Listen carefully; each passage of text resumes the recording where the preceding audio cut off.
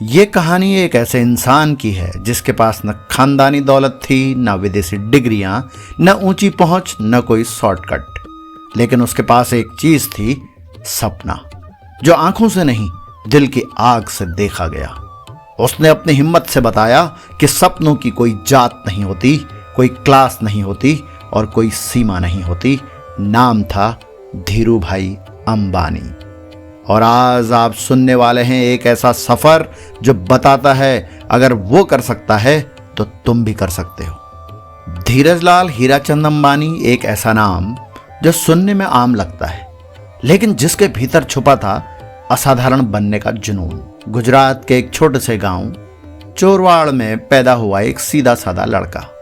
पिता स्कूल में शिक्षक, माँ गृहिणी और घर की दीवारें उम्मीदों से नहीं चिंताओं से भरी हुई थी। कभी स्कूल की फीस भरने के लिए पैसे नहीं होते थे, कभी किताबें दूसरों से उधार लेनी पड़ती थी, और जब जेब में कुछ नहीं होता तब सपने देखने की हिम्मत चाहिए, और यही हिम्मत धीरू भाई में थी। लेकिन सवाल सिर्फ गरीबी का नहीं था।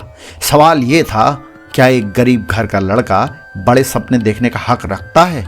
और अगर मनोवैज्ञानिक रूप से कहें, जब कोई बच्चा लगातार ताने, अस्वीकार और आर्थिक अभाव झेलता है तो उसके भीतर या तो हीन भावना घर कर जाती है या विद्रोह की आग जल उठती है।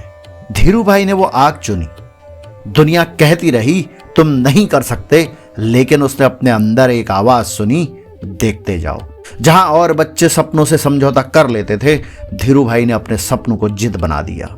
गरीबी ने उसे पीछे धकेला, लेकिन सपनों ने उसे आगे खींचा। 17 साल की उम्र में एक छोटा सा बैग, आंखों में डर और दिल में आग लिए धीरू भाई ने भारत छोड़ दिया और पहुंच गए यमन। वो कोई सीईओ नहीं बने, वो पहुंचे थे एक पेट्रोल पंप पर नौकरी करने, सिर्फ 300 रुपए महीने के लिए। जिंदगी जब आपको जमीन पे गिरा दे तो वहीं से ऊपर देखने की आदत डाल लो। दिन भर धूप में खड़े होकर तेल भरना, रात में अकेले सोचना, पर उन आंखों में रोना नहीं था, रास्ता खोजने की आग थी।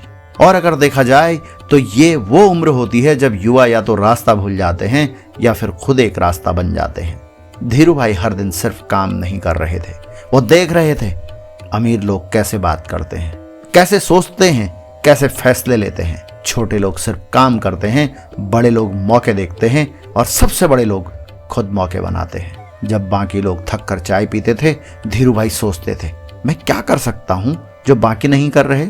वहीं यमन में धूप के नीचे तेल की गंध में एक बिजनेस माइंड ने पहली बार सांस ली। जिनके पास जमीन नहीं होती वो अपनी नींव खुद खोदते हैं। यमन ने उन्हें पैसे नहीं दिए, पर नजर दी, देखने की कि दुनिया कैसे चलती है। कुछ लोग नौकरी सीखते हैं, कुछ लोग नौकरी से बाहर निकलने की तरकीब, लेकिन धीरू भाई दूसरे वाले थे। और एक दिन उन्होंने तय कर लिया, अब मैं दूसरों का सपना नहीं, अपना साम्राज्य बनाऊंगा। कुछ साल यमन की तपिश में जलने के बाद एक दिन धीरू भाई चुपचाप भारत लौटे। ना कोई स्वागत, ना कोई भीड़, सिर्फ एक बैग, थोड़े पैसे और दिमाग में बिजनेस का नक्शा। कभी कभी सबसे खतरनाक लोग वो होते हैं जो दिखते सीधे साधे हैं पर सोचते हैं क्रांति की तरह। भारत अब वैसा नहीं रहा था, लेकिन धीरू भाई भी अब वैसे नहीं थे। अब वो पेट्रोल पंप वाला लड़का नहीं था, अब वो हर चीज में मुनाफा और हर नुकसान में मौका देखने वाला इंसान बन चुका था। जब कोई इंसान सीमाओं से बाहर रहकर दुनिया देखता है तो उसकी सोच 10 गुना बड़ी हो जाती है। उसे सिर्फ रोजगार नहीं, एक विजन दिखता है। और धीरू भाई ने तय कर लिया था, अब मैं नौकर नहीं बनूंगा, अब मैं मालिक बनूंगा।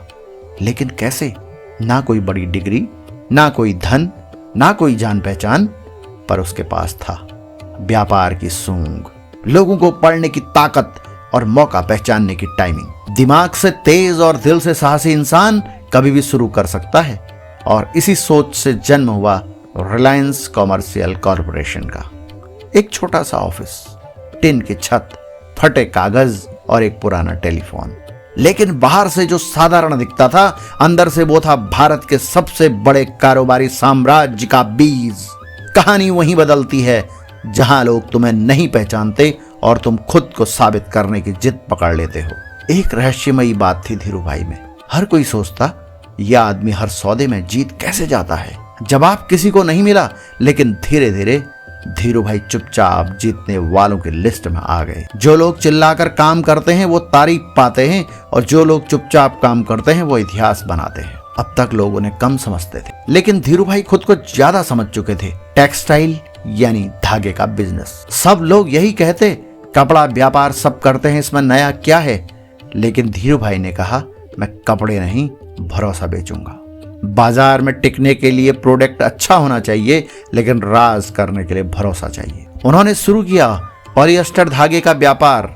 रिलायंस की पहली फैक्ट्री की नींव पड़ी और उसी के साथ ट्रस्ट नाम की फैब्रिक लाइन लॉन्च की गई। सामान्य रूप से देखा जाए तो इंसान को जब कोई अपनी मेहनत का फल मिलता हुआ दिखता है तब वो डर से आजाद होकर उड़ने लगता है, और धीरू भाई अब उड़ रहे थे। लेकिन ये उड़ान आसान नहीं थी। कर्ज लेना पड़ा, अफवाहों से लड़ना पड़ा, अफसरशाही से भिड़ना पड़ा। लेकिन धीरू भाई की सबसे बड़ी ताकत क्या थी? वो अपने हर ग्राहक को सिर्फ ग्राहक नहीं, अपना साझेदार मानते थे। उनकी सोच थी, अगर मैं खुद खा रहा हूं और बाकी भूखे हैं तो मैं राजा नहीं, व्यापारी नहीं, बस एक लालची आदमी हूं। इसलिए उन्होंने पहली बार भारत में ऐसा किया जिसका नाम सुनते ही आज भी लोग रिस्पेक्ट के साथ खड़े हो जाते हैं। पब्लिक इश्यू, आम लोगों को कंपनी का मालिक बनाना।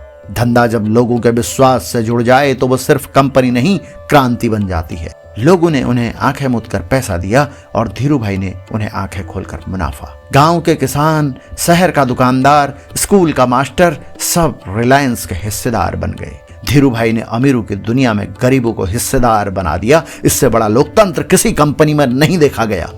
अब वो एक विश्वास थे। अचानक जिस रिलायंस को देश की जनता सिर आंखों पर बिठा चुकी थी, जिस आदमी ने गांव के आम इंसान को शेयर होल्डर बना दिया था, अब उसी के खिलाफ एक सुनियोजित साजिश शुरू हुई। जब आप ऊंचाई छूते हैं तो दो चीजें तय होती हैं, दूर तक आपका नाम जाता है और नजदीक से तीर आते हैं। कुछ बड़ी कारपोरेट कंपनियों और राजनीतिक ताकतों को यह बात हजम नहीं हो रही थी कि एक मामूली पेट्रोल पंप वाला देश की सबसे बड़ी कंपनी कैसे बना रहा है।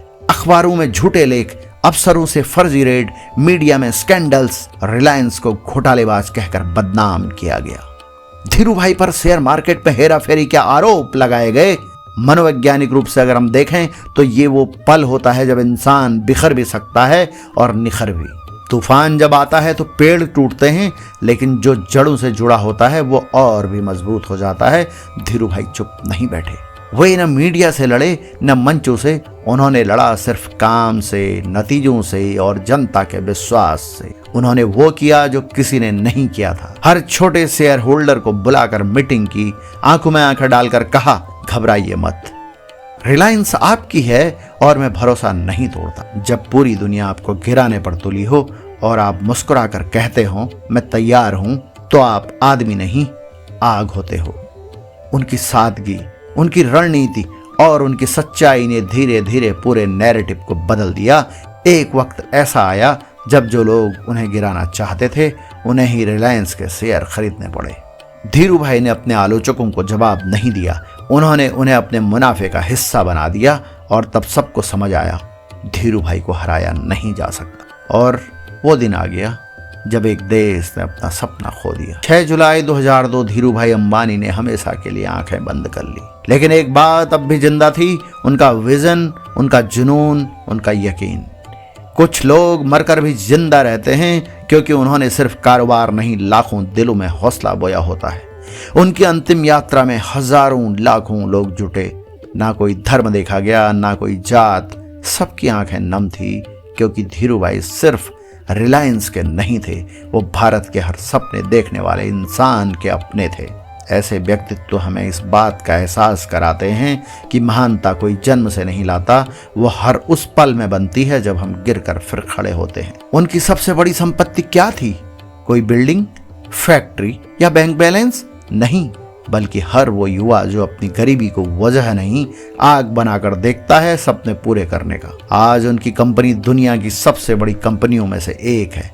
लेकिन उससे भी बड़ी बात यह है, रिलायंस अब सिर्फ एक ब्रांड नहीं, एक सोच बन चुका है। धीरू भाई चले गए, लेकिन हर रेलवे स्टेशन पर, हर साइकिल पर जाता लड़का, हर मिडिल क्लास बच्चा खुद से कहता है, अगर वो कर सका तो मैं क्यों नहीं।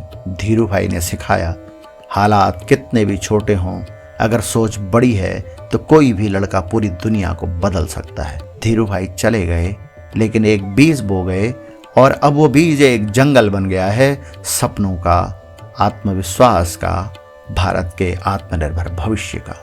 अगर तुम आज हारे हुए हो, थके हुए हो और लगता है कि रास्ता नहीं बचा, तो याद रखना धीरू भाई भी वहीं से चले थे। उन्होंने कहा नहीं था कि मैं करूंगा, उन्होंने करके दिखाया था। तो अगली बार जब कोई कहे कि तू नहीं कर सकता, तो इस वीडियो को फिर से देखना और खुद से कहना मैं कर सकता हूं, क्योंकि मेरे अंदर भी आग है। अगर आपको ये कहानी दिल से लगी हो तो इसे अपने दोस्तों तक पहुंचाओ, शायद किसी का हारा हुआ मन फिर से जी उठे। ऐसी और भी प्रेरणादायक कहानियों के लिए चैनल को शेयर करें, लाइक करें, सब्सक्राइब करें, क्योंकि यहाँ कहानियां नहीं चिंगारियां मिलती हैं।